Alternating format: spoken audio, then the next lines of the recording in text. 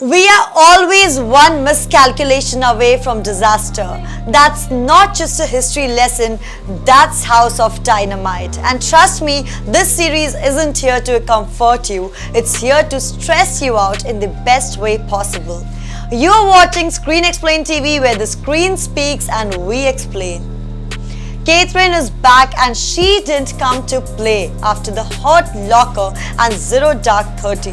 She's taking obsession with real-world anxiety and cracking it to nuclear levels. Literally, here's the setup. A missile launches from the Pacific. Nobody knows who fired it. At first, the White House is like, probably a false alarm. Let's not freak out. But then, both US interceptor missiles fail, and suddenly the US isn't dealing with what if. They're starting at oh no. The brilliance just when countdown is about to hit zero, the story resets. Boom, new POV, new characters, same ticking clock. It's like Rashomon meets 24. Dialogue repeats in different ways and suddenly you're questioning everything. Did you hear it wrong the first time?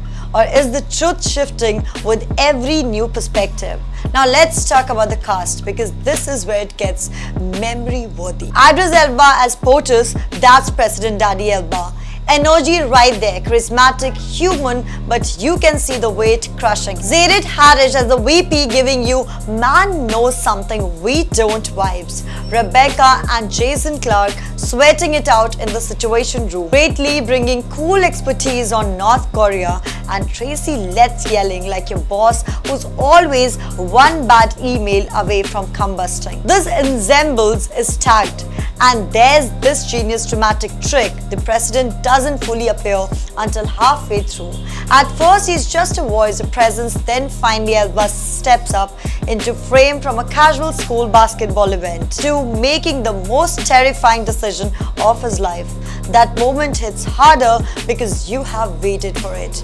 Now, memes aside, the series is a low-key terrifying because it feels real. It's packed with acronyms, strategy talk, Pentagon lingo, but also grounded in humanity.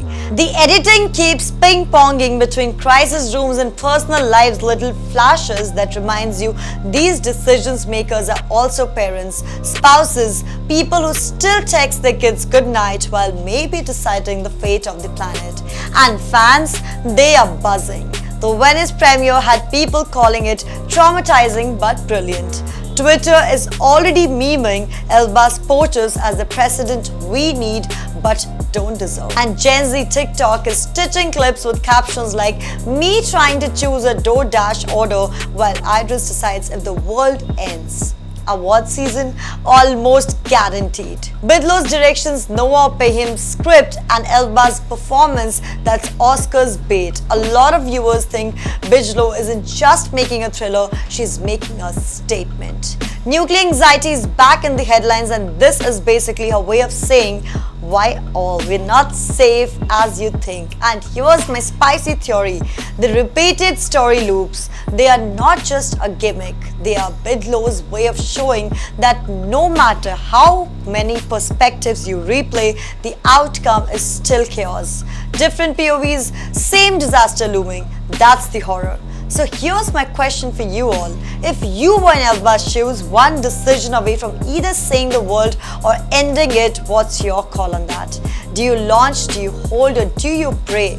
Drop it in the comments below, because I know you all are gonna have their own takes. And if this breakdown stressed you out in the best way possible, smash that like button, subscribe for more wild screen stories, and share it with the one friend who thinks they totally keep calm in a crisis. Spoiler, they wouldn't.